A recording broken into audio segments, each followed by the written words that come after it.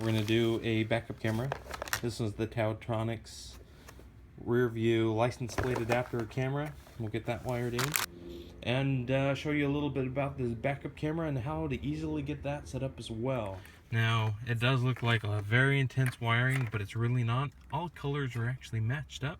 Also, I have run the, let's see if I can find it in here for you. This is the camera input for the video signal for the backup camera.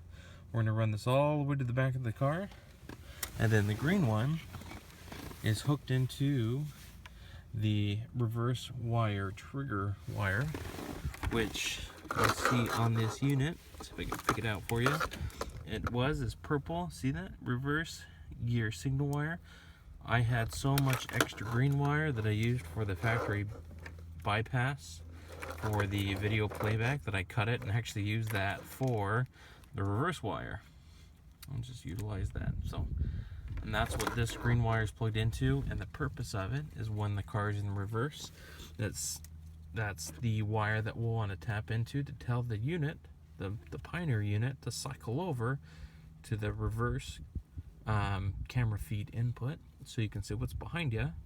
Once you put it in drive, there's no more signal there on that wire, and the unit cycles back over. So that's what that does. Simple wire. We'll locate it down there in the panel. And that's the 3 wires coming out here. And then all these plug into the back of the unit. This is the backup camera input. Next segment here, I have now attached the backup camera feed wire, the trigger wire for the backup camera, and the mic. There's, you can kind of see right here, I zip tied it across the top, and it comes out here. I'm gonna bundle the rest of the mic, put it in this thing since I've already run it to the top here. I'm gonna pull this body panel out using a trim tool and start running cables for the backup camera. Okay, just a quick update on the backup camera.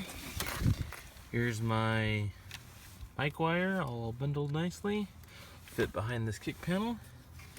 I have my rear reverse gear antenna trigger wire ready to go. I just got to locate the reverse wire in here. And then here's my backup camera video feed. I just put a zip tie, ran it all along here. Already put this panel back together, but same thing. Through the B-pillar, up along here. The seat just pops out. You just pull it from about here, pull it up, fed it through up underneath. Comes out right along this factory wiring. And then you have to pull this guy out. It's a 10mm bolt. Take this back panel portion. I took these panel parts out, super easy. Ran it up along the factory split loom, zip tied it all the way up, and it came out this factory grommet. Now I'm going to fish it through the grommet. Next thing is I'm going to take this back panel apart. Okay, fed it up through the grommet. I just fished it using a zip tie and tape. Worked its way up through it. Now I'm going to fish it up here, take apart this back panel. Okay, so I fed it up through the grommet. I cut a little hole here, put a little piece of split loom to protect the wire, and here we are. Now you can see that grommet here. There's access. We're going to run cables up through. Okay, just a quick update. Ran the cable. This is the coupler where it actually plugs into the camera. This will do in the next segment. Plug that into power and ground to power the actual light itself. Went up through that grommet. Like I said, there are 4 8mm bolts. Now you pull off, so this comes out, and also use the power to the rear backup light to power the camera. Okay, so I'm running the power for the backup camera. All I did was tap into the backup light. Yellow is positive, black is negative. So, yep, just tapped into that, use some nice crimp caps. And I'll get that zip tied and cleaned up, and yeah, basically we'll test before we button up.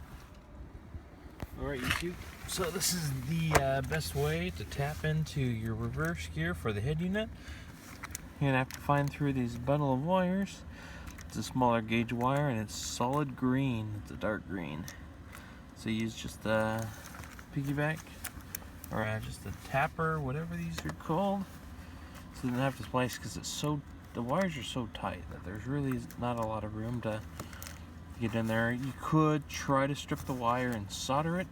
This was just easy. It just is a trigger. It should work just fine.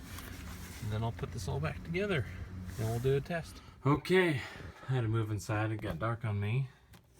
If you can see that, got it all zip tied all the way across for the wiring. And it works. I gave it a test.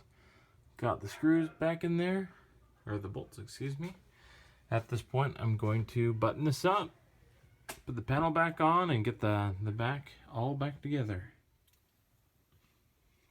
If you have any questions, be sure to leave a comment below. Be sure to subscribe and like. I'll try to get as many up as I can as I do them. And appreciate you watching. Oh yeah, before you go, here's the backup camera.